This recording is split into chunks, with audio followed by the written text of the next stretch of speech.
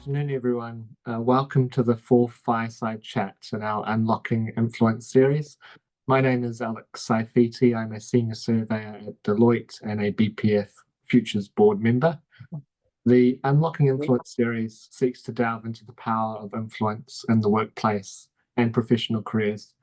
Through relaxed fireside conversations with industry leaders, our listeners have the opportunity to gain insights into the journey to leadership roles and learn how others have navigated the use of influence in their own careers. Now, this afternoon, I'm very fortunate to welcome Yemi Aládérun, architect and head of development at Meridian Water Enfield Council. Yemi advocates for education, income and housing equity, and broadening access to the built environment. She's the board member of Women's Pioneer Housing Association and the Quality of Life Foundation. Yemi has been acknowledged by the Architects Journal and Inside Housing in their respective 40 under 40 list for her boundary-pushing innovative contributions, which are positively shaping the built environment. Now, in this session, we'll have about 45 minutes of conversation with 10 minutes for Q&A. So if you do have any questions for Yemi, please feel free to put them in the chat. We'll get to these at the end. This session is being recorded for those who are unable to attend or those who would like to reflect on the conversation a bit later. So firstly, Yemi, thank you very much for your time this afternoon. I hope you're having a good week so far, and it is nearly the weekend. It is. I think we'll get straight into it and begin at the beginning with early kind of life and entry level questions. The first is around your path to real estate. Obviously, everyone's path into real estate is unique. I'm keen to hear a little bit about the story behind yours and what those first steps looked like. Yeah, sure. So I think I'm quite proud to say that I'm the first architect in my immediate family and wider family. So amongst us, you'll find doctors, nurses, accountants, farmers, engineers, but no architects. At school, I was both academic and quite sporty. I loved art, history and geography. But in my family, pursuing art for art's sake was never going to be an option. So there had to be a profession attached to it. So I started looking at pathways that combined creativity with purpose. Um, my dad, given my strength in science, always thought that I would follow him and my mum into medicine. But the truth to me was quite clear. You know, I couldn't stand the sight of blood, and my career path was never going to go down the medical route. But I guess what I remember most vividly is how it all started to come together around year 10. And back then, I'm not sure if they still have it now, but there was a 2-week work experience placement. And if you didn't find one on your own, you got put into a random assignment. And I ended up at Boots the Chemist. But my history teacher, who also knew me well as my form tutor, wasn't having any of it. And so knowing that I loved science and art and all the rest of it, she stepped in and arranged for me to spend a week in an architectural practice within. And also, her husband was worked in a construction firm. So through her husband's connections, I happened to have some time on site and some time in the architectural practice. Somewhere around that time, two moments also lit the fire quite strongly in me. Firstly, I remember watching a program on ITV, and there was a woman in a very sharp power suit, and she stormed onto a construction site, strode into a site office, and slammed a portfolio down on the table. And she commanded that meeting with such a sense of authority, and I was captivated. Being an architect is actually nothing like that, but anyway. Then during a family trip to Nigeria, one of my uncles, who's a civil engineer, invited me to a progress meeting, and the lead architect there was a woman. And again, seeing how she commanded the room with such presence and expertise, I think all of those kind of different instances sealed it for me. That was it. I knew I wanted to be an architect, and the conviction has stayed strongly with me ever since. That's amazing. It sounds like there were a lot of kind of serendipitous situations and also Absolutely. people Yeah. in your early life that kind of supported you Mm, into the yeah. field. Yeah. Would you say there were any challenges early on, perhaps in Mm. your the Oh. career that you had to overcome, or even at university, Mm. following university? I would say that kind of truly understanding what architecture was has been a real journey for me. So I was book smart at school, essays and theoretical work all came quite naturally. I could draw, I was creative, and I was quite used to excelling and doing well. But when it came to design, so truly understanding what made good architecture, and how that translates into experience of space, putting that onto paper, well, that was a real challenge for me initially. At first, it all felt quite intangible and almost out of reach. I completed my undergraduate degree with solid grades, not the highest, but decent. And for someone who was used to being at the top, that was really hard for me to accept. But normally between your parts one and two, so your undergraduate and your postgraduate, you would spend a year in practice. But it was in the middle of the recession by the time I finished my degree. And I'm sure I applied to more than 50, 60 firms, and I secured only one interview. I got the job, but then I then had the offer rescinded because I had a holiday that I had already booked that clashed with their start date. So which I felt was quite harsh. But anyway, heading into my part two, which is now called the master degree, without a year out of experience, I really feared that I would be at a disadvantage, kind of behind my peers, lacking the real world exposure they all would have had during the year out experience. But then everything shifted. The unit I chose in my postgraduate, the tutors I worked with, that really changed everything for me. Our final project was in Peckham. And under the brilliant guidance of really great tutors, we explored how shopping developments could meaningfully contribute to the streets and communities they were inhabited in, and how that became socially responsible anchors within the city. In exploring Peckham, and at that point, Peckham really wasn't as sexy as it is now, I became captivated by the people, by going beyond the physical fabric, the buildings, and engaging with the aspirations of the vibrant local community. I discovered something a lot deeper, which was a purpose. It was really a turning point for me, and realizing that architecture was not just about form, but about people, about places that really serve and uplift and reflect the communities they belong to. I ended up finishing my part two with the highest grades in my unit, top of the class.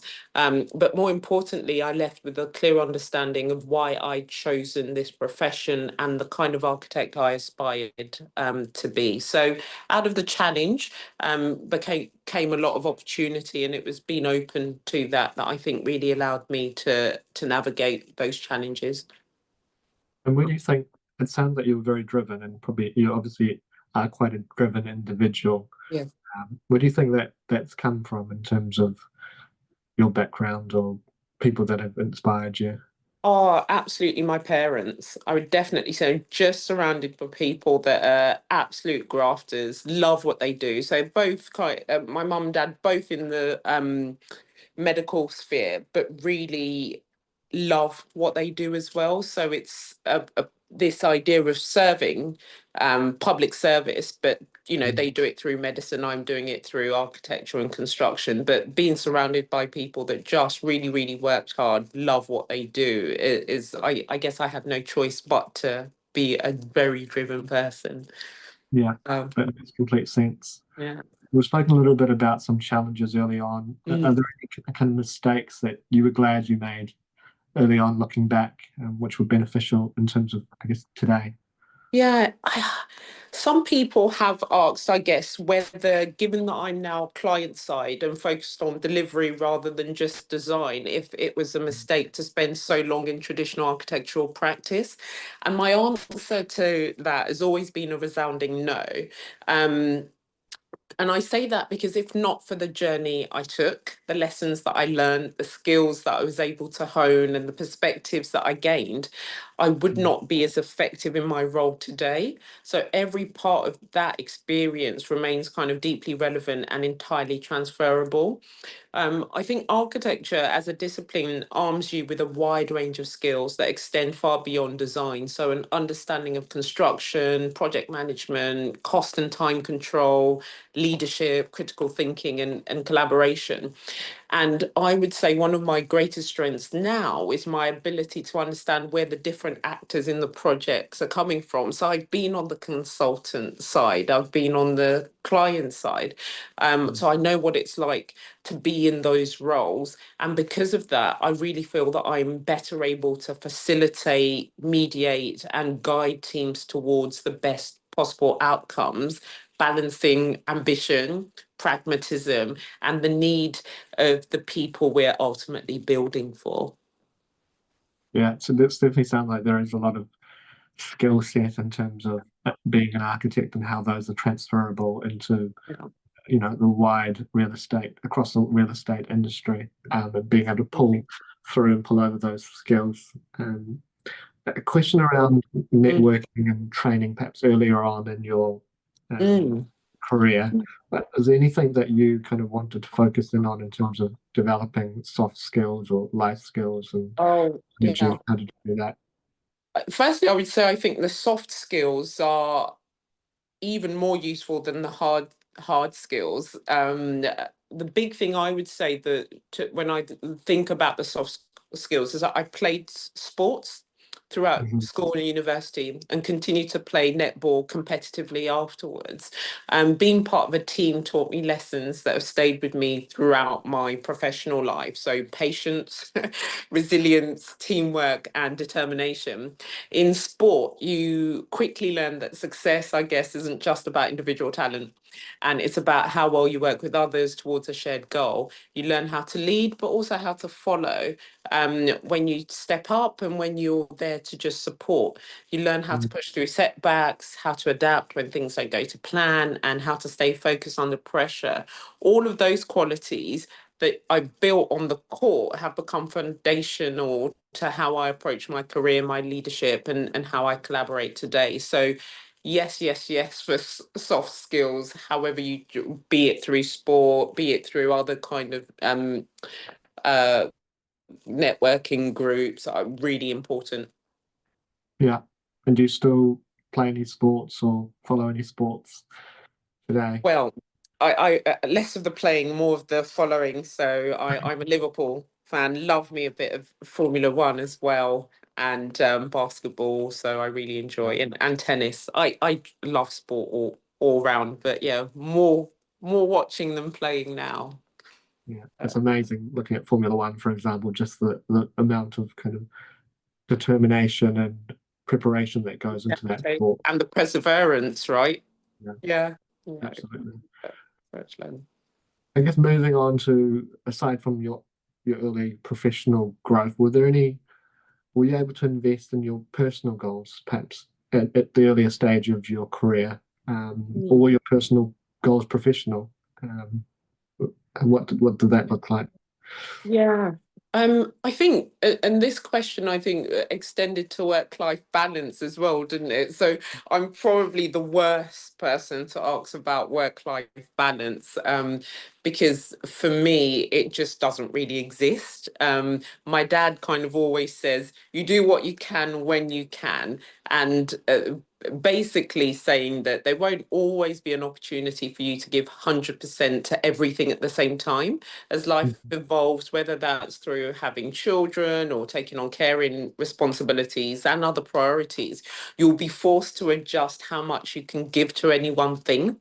So Yeah. I absolutely love what I do, and it's more than just a job for me, and that shapes the way I personally approach it. But it doesn't have to be that way for everyone. For some people, work just remains a means to put food on the table and live the life that they want, and that's completely valid. Not everyone has to live for their job, and it's definitely not healthy, I would say, to have your identity solely linked to your job. Um, And I guess also it's the case that you can't pour from an empty cup. So overworking yourself to the point of mental and physical burnout isn't a badge of honor. It's counterproductive. And ironically, I tend to find that my best ideas never come when I'm just grinding away at my desk. They show up when I'm doing the most mundane things. So washing the dishes, going out for a long walk, or just zoning out. And that's because, I'm giving my brain space to breathe, to process, and actually think. So I think breaks aren't a luxury, they're a real necessity. And really importantly, what I say a lot now as well is that balance looks different for everyone. And I'm sure many people would say that there is no such thing as the perfect balance. But I've come to realize that, especially as I've gotten older, that it's something that I really consciously have to work at and work through. And there will be times where one part of your life will demand more from you than another, and that's okay. And what really matters is really about being intentional and recognizing when you need to adjust, pause, and reset. Um, I think that's what I would say. A lot of my personal goals are linked to my career, actually. So, and but also I do this thing at the end of each year where I look back on what I've achieved the year previous and look forward to the year ahead, not really setting New Year's resolutions because they come and they go. But I do split it into 5 different areas. So career, um, finances, spirituality, relationships, and so you get the what it is to be a rounded human being. I set goals for myself and tangible goals, so smart goals in a wide range of areas. And health, I think, was the last one that I didn't mention. So 5 key areas. So being rounded and setting goals not only professionally but all round, I think, is really important. Yeah, I think it's important to be reflective and almost hold yourself to account throughout the year, because that's probably Agree. what success looks like, is in terms of, are you achieving, or do you need to reprioritize or rebalance those Totally. priorities? Yeah.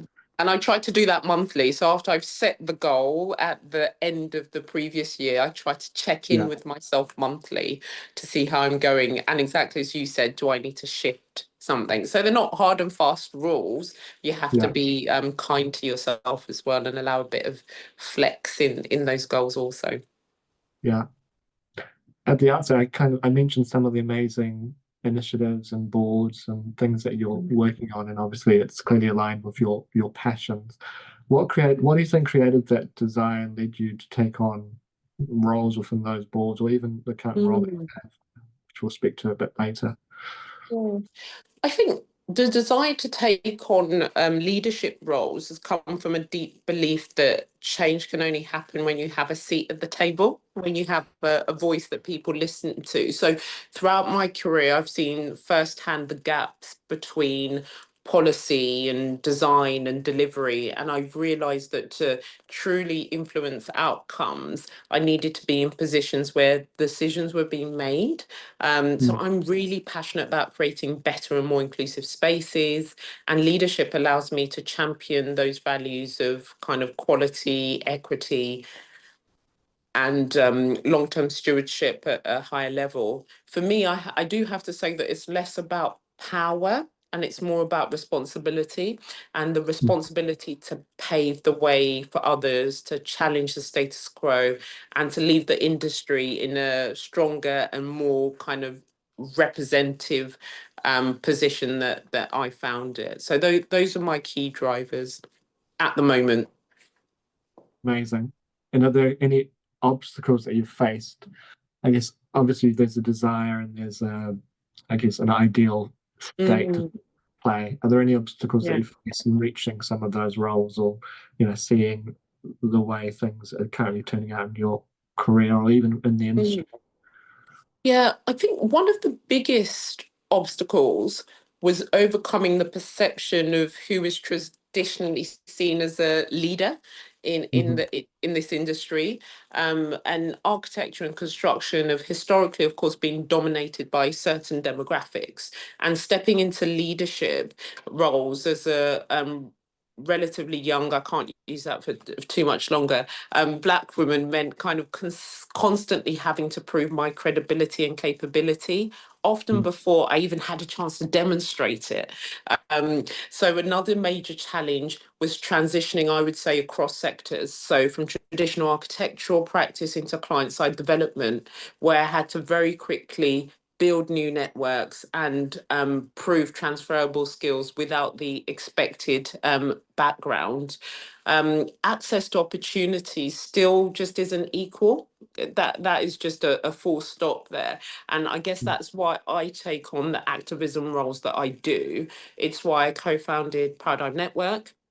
And it was Paradigm Network was initially set up to support Black and Asian architects, and it's now broadened to welcome professionals across the built environment.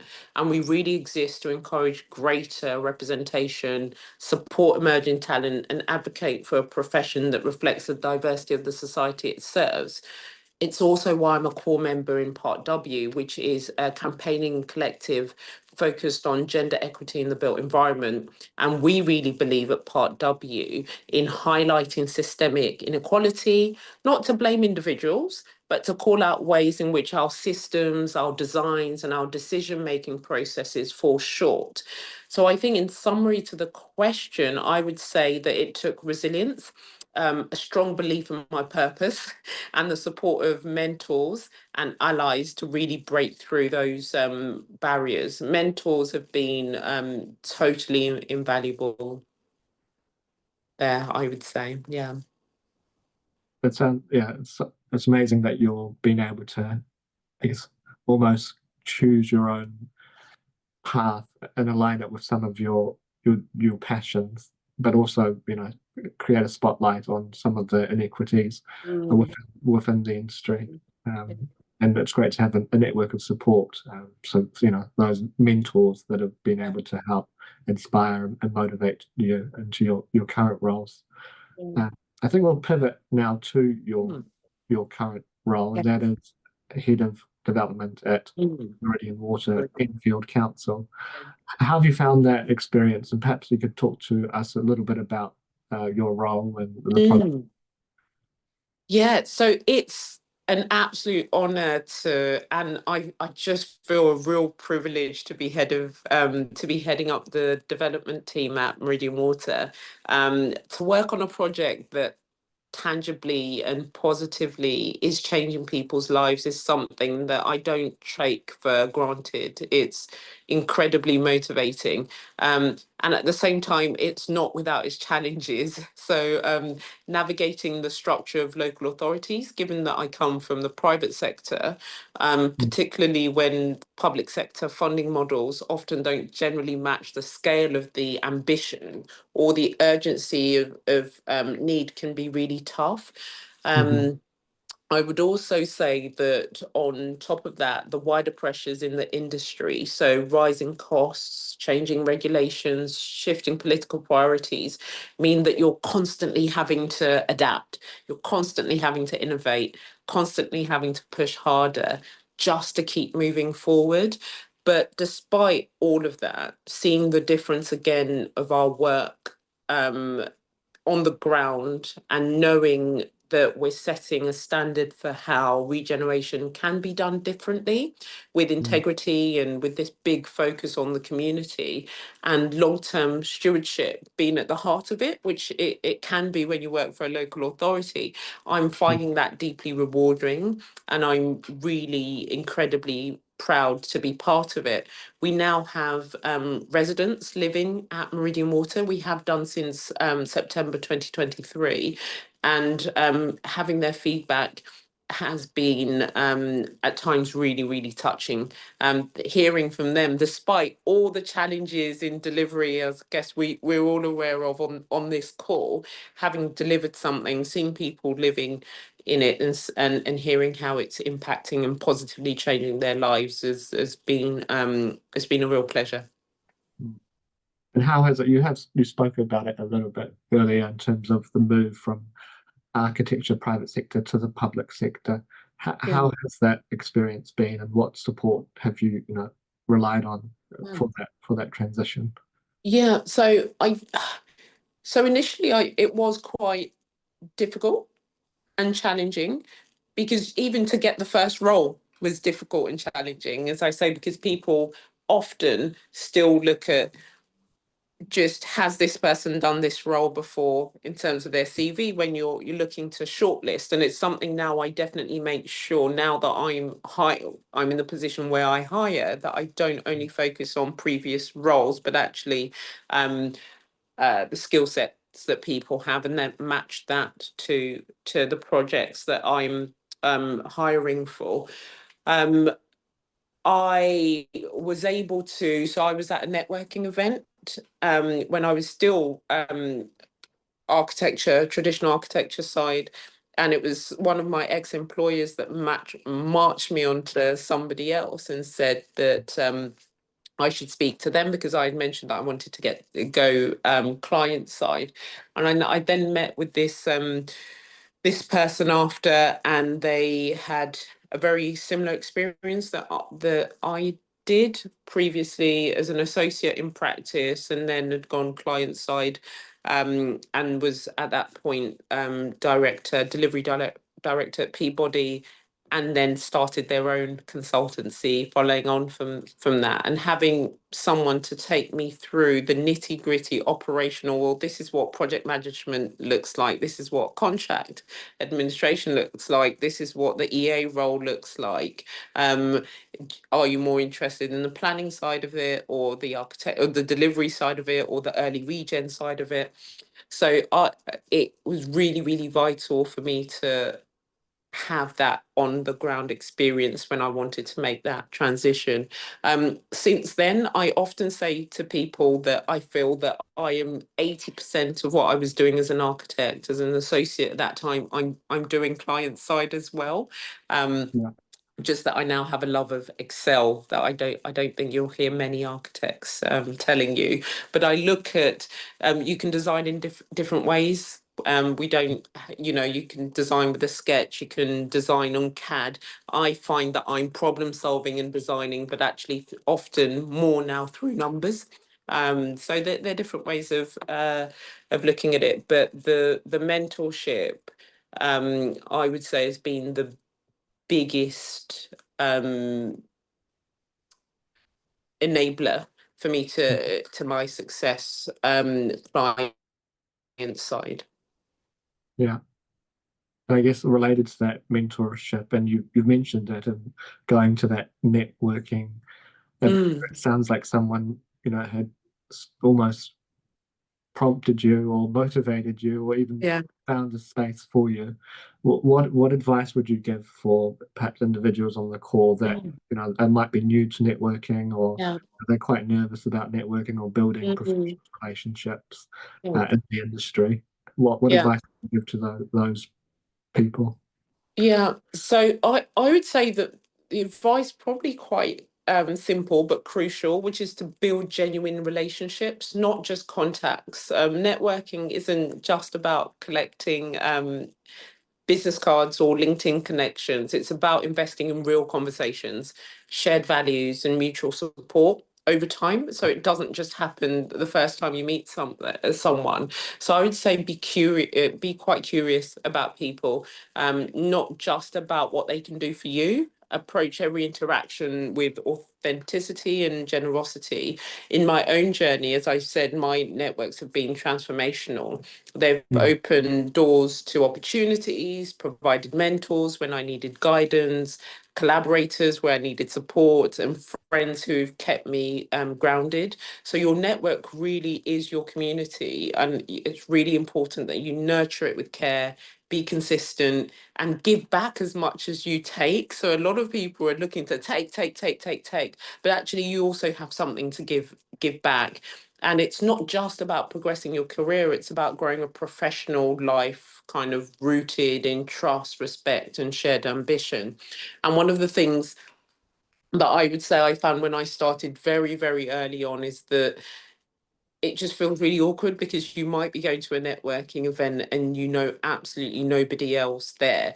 But a lot of people are probably in the same position as you are, and it takes a lot of time before you start going to events and you know half the people in the room. But that takes time. But just knowing that a lot of people feel exactly the same way you do as well. So don't feel shy or discouraged from just going up and speaking to people that you don't know.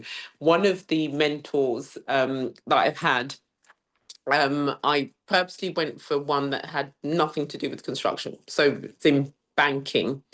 And she was very, very busy, but the way she was able to fit me into a very tight schedule was to invite me to events she was going to. So you can imagine, I know nothing about banking at all, and in your room with these people. But then, you find things to talk about, the weather, obvious one for Brits, but also sports often. But there are always things that you can talk to people about. But one of the big things she used to say to me is that you've got to come out of this session having met at least 5 different people. You must know their names and what they do. And that to me is something that's always guided me when I'm in rooms that I quite new and I don't know other people in the room, and it becomes easier. It becomes easier. So I would say just keep going and building your kind of professional community. Yeah, that was a brilliant answer, and some really key nuggets there. I think around giving back as much as you take, I think is a really important Mm. principle. And I guess on that note, we actually have the BPF Futures mentoring program, which is coming up. So for participants on the call, if you're keen to be a mentor or mentee or both, perhaps, that's a shameless plug to get involved. So that's amazing, Yemi. Definitely a lot of words of wisdom, especially around the one around going to an event and actually making the conscious effort to connect and learn, about Yeah. individuals, and taking that almost as an action or homework. I think is an important one as well. I think we have some time for question and answers. I hope everyone's still engaged and hopefully eating your lunch if you haven't done so already. So if you do have questions, please do feel free to put it into the chat, and we will discuss those. While we perhaps wait for some questions to come through, Yemi, um, so we've discussed quite a lot today, and we are in a very, very evolving real estate industry sector economy. There's a lot happening worldwide, globally. How do you keep up with everything? It sounds like you're juggling a lot, and we've spoken a bit about work-life balance or imbalance. Yes.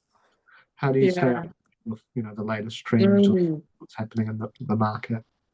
I would say in an industry that never stands still, staying updated has to be a conscious commitment. So I stay engaged by being involved in my professional networks, attending conferences. So we've got UK Reef coming up soon, and then there'll be LREF, and then we've just had Brighton. You can't go to everything, but if you are able and have opportunities to put yourself forward to attend those conferences, definitely do. Then there's seminars, there are lectures, podcasts. So I would also suggest reading industry journals and broader publications. For me specifically, it's things on urbanisms, technology, and social change. I also learn by listening, whether it's from peers or rising professionals, community voices, or those that are working on the ground. I love Mm, being on site. I absolutely love being on site and being amongst all the action. So I make sure that I attend, I'm on site a couple of times a month. Um, mm, and I think generally it's just remaining curious and staying open to new ideas and being willing to challenge your own thinking. For young professionals, my biggest piece of advice, I guess, would be to continue building this habit of lifelong learning and early. So as an architect, I have to do my CPDs every year. It's mandated. Not everyone might have a professional kind of qualification that mandates that. If you don't, I would still say just keep the learning. don't wait for knowledge to come to you. You have to seek it out. And you have to do that by staying connected, finding mentors. It's come up again, mentors, and being part of conversations outside your immediate kind of job. And also, I guess, remembering that leadership is not just about technical expertise. It's about having clarity and courage and being adaptable and having a broader awareness of the world that you're helping to shape. Amazing. Yeah, there are quite a few events coming up in the calendar, UK Reef being one of them. I think just being able to, similar to your advice around networking, almost being quite, I guess, focused in terms of what it is you want to achieve from events like those. I think that's quite important, isn't it?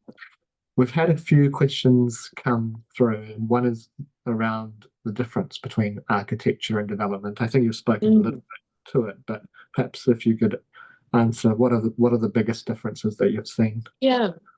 So I think as an architect, you are, and there's so many different ways to do architecture now as well, but you are more kind of consultant side. You're designing whatever it is in that's in front of you, or the scope or the brief that you've been given to deliver. Development, especially development management, is you're setting the brief.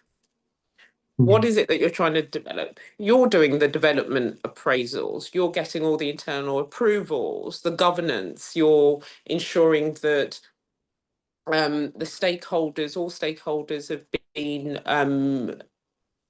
engaged. You understand what they want, you fit that in, and your stakeholders don't only include residents, but they include your finance colleagues, your housing colleagues. What do they want? And generally, what does the organisation want? So Enfield, in my role working for a local authority, the kind of stakeholder chain goes up all the way to the CEO, as well as the leader of the council, as well as generally what is the council's ambitions, what are their objectives. So it'd be along the lines of designing, developing homes, clean environments, safe neighborhoods, all of those kind of things. So those are the priorities you get together to ensure that you can develop. And then you're setting the strategy for what happens. You're appointing the architect, the engineer, or you're appointing the developer, and maybe the developer is appointing those people, but you're responsible for those key tricks.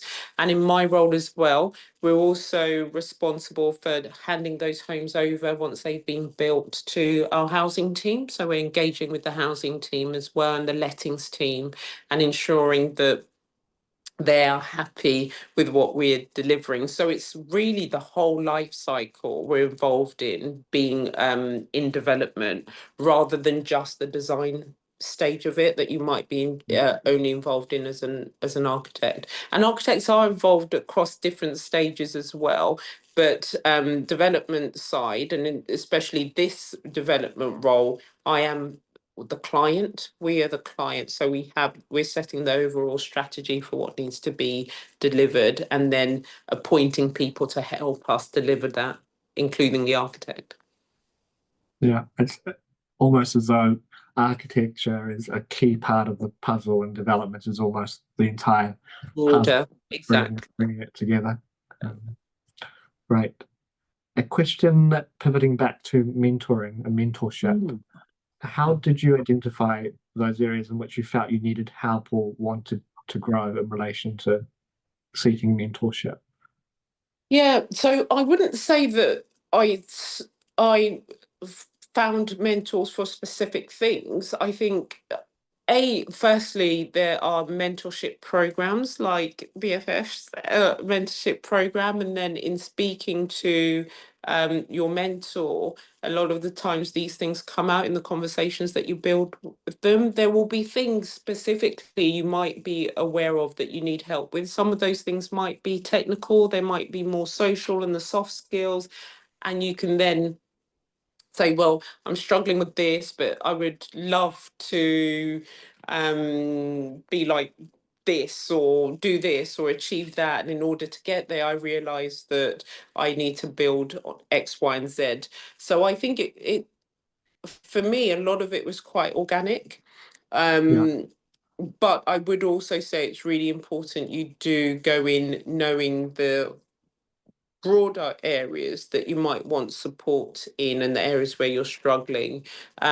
Also, if you know you want to get to a certain position, for example, if that's specifically what you're looking for, look at the job description, and then you can look and say, oh, do I have the technical ability to get that role? Are they what are the other key things, objectives, or whatever it is that they put down that I need to be able to get here? Do I have all of those skills? If not, how do I go about achieving them? And some of it will be through mentorship, some of it will then be through courses. There'll be some, I think it will be a mix of the hard and the soft, and a mentor will will guide you, but they're not going to give you all the answers. And there is also a difference between mentorship and coaching. And if you have a coach, they do even less of the guiding and directing. They're listening to you, and then you kind of find your way around where you need to be. But I hope that sorts of Yeah. answers that. Alex, what would you say in terms of the program, the mentorship I, program you have? I think kind of in agreement with that, and if I've heard you correctly, it's almost coming in with an idea in terms of perhaps some of the objectives that you want to Mm, focus on for the yeah, next three yeah. to 6 months, Mm, and also letting it kind of unfold organically, because it exactly. Yeah, will depend on that relationship yeah, and I guess totally. the relationship you have or you build with your mentor and their own experiences. Yeah, But yes, coming in prepared, but also being open and open. willing to Absolutely. adjust. Yes, Um, agreed. we've had quite an interesting question, and I think it speaks to some of your passions around social equality and equity. Mm, yeah. How can individuals within the residential sector influence their organisation to take social impact more seriously, especially when it hasn't traditionally been a priority? Yeah. So I think what we've so thinking about my journey, I'm just trying to think which one to start with. So Mm, firstly, I think for a lot of organizations now, um, especially since Black Lives Matters, it's been mandated that, for example, the client side, especially local authorities, have had to mandate certain things. So it's had to come leadership to say, if you're procuring for a project, actually, you've got to meet these certain metrics, and that includes social value. So the contracts we let out now are very, very clear on what we expect in terms of social value. And as they say, money talks. If you mm, if you are going to miss an opportunity to get big projects because you're not meeting those social value targets, you're going to start meeting those social value targets. And what that's something we have found, that there's had to be some thought leadership from clients on what they expect. And I've also found that generally, because in setting up the likes of Part W and Paradigm, that sometimes you have to do it outside of your organization.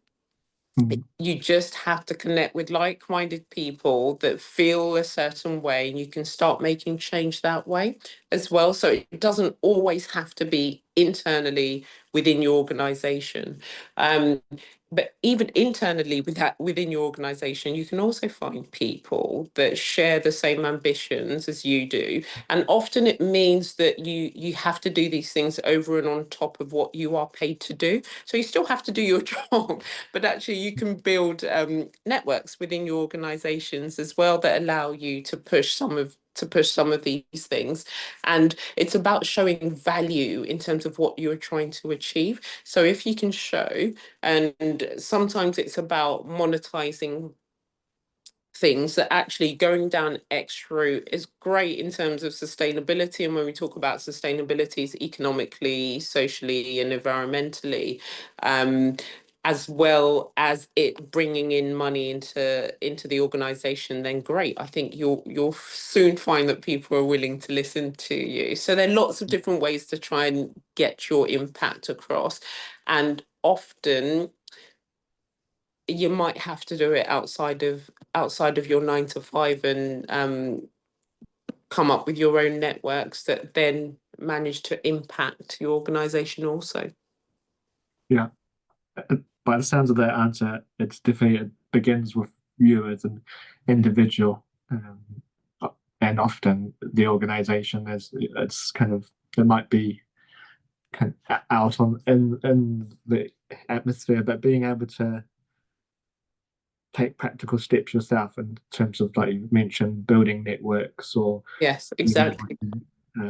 prioritize what's important, Yeah, which may or may not be within the organization that you work with. But exactly. certainly social impact and ESG and the likes are becoming more fundamental, I think, and becoming an important part of the sector. Exactly that. Exactly that. I think we've had, those are all the questions that I can see at the moment. So thank you very much, Yemi, for Okay. answering those. It's been really a fantastic conversation, and I'd like to really thank you for your time. There is one question that we have set out to all of our respective speakers to date, and that is a question around: what advice would you give to someone who's looking to become a successful leader in the real Mm. estate industry? Yeah, I think it will touch on some of the points that I've already made. So I think embracing learning, never stop learning, seek opportunities to acquire new skills, stay curious, and remain adaptable, because our professional landscape really is constantly evolving. Then network strategically, build a network both within and outside of your organization, cultivate relationships with your colleagues, mentors, and industry professionals.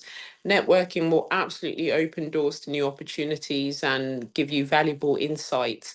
And then I think it's also really important to show initiative. You have to be proactive. You have to take on those additional responsibilities. Don't be afraid to voice your opinions and showcase your achievements. Take calculated risks, step out of your comfort zone, and take on challenges that really stretch your abilities. And I would also say, actually create a personal brand that reflects your values, your skills, and expertise. Consistently showcase your brand through your work, through your communication, through your online presence. Mentor and be mentored as well. Anyone at any stage of their career can mentor. And I think establishing these relationships will really provide valuable insights and guidance. So I think there's a lot there. But those are the key things I would probably use to answer that question. Yeah. Those are some really amazing points and some good feedback for our participants. Um, Again, I'd like to thank you very much, Yemi, for your time. Clearly, from the conversation that we've had this afternoon, I can see you're very much all about collaboration, about problem solving, your dedication to lifelong learning, around building your personal brand and bringing in the passions and the values that you align with. And it's fantastic to have had you on the session this Thank you afternoon. for the invite. Thank you. I've really enjoyed it. Cheers. Well, thank you very much to everyone for participating, and we hope you have a fantastic weekend ahead. Thanks all.